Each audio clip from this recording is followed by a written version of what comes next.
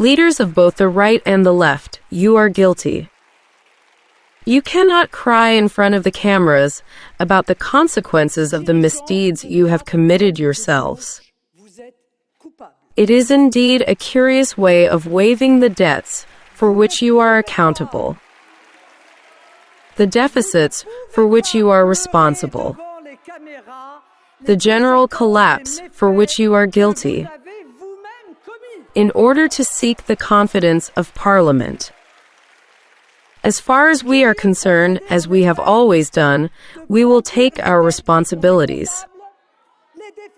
If there is no dissolution of the National Assembly, we will continue with a constructive spirit, but without weakness, to put forward the ideas that our voters command us to defend.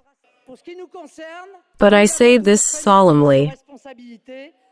Do not wait for the RN group to follow you in your fiscal and migratory madness, in your petty ideological biases that prevent you from seeing the reality of the country.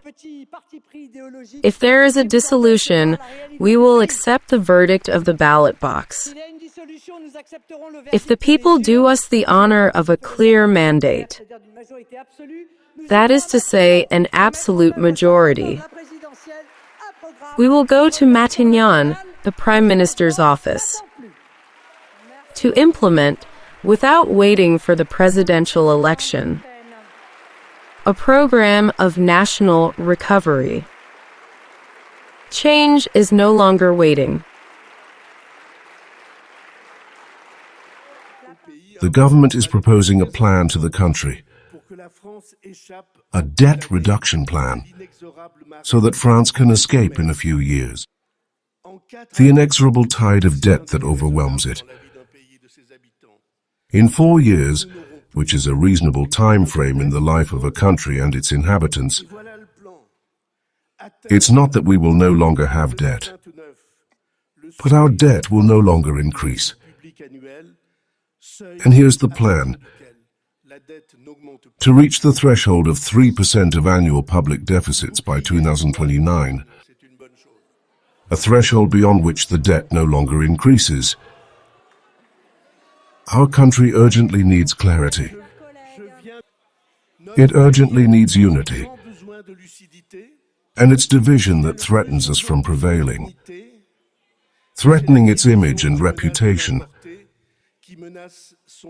The political forces that announce that they are going to bring down the government. These are the political forces, the most opposed to each other. Those who identify as enemies. Those who are incompatible in ideas as well as ulterior motives. And who exchange insults and accusations within the parliamentary chamber. What they are preparing if their logic of divisiveness prevails. I have already used the term, it's chaos. The disorder where everyone is shouting in their own corner, and nothing good can come of it. The problem, the threat, the risk for France will remain whole. Because, ladies and gentlemen of the Assembly, you have the power to overturn the government, but you do not have the power to erase reality. The reality will remain inexorably.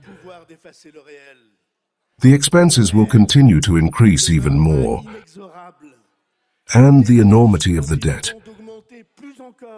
which is already unbearable, will get heavier and heavier and more expensive.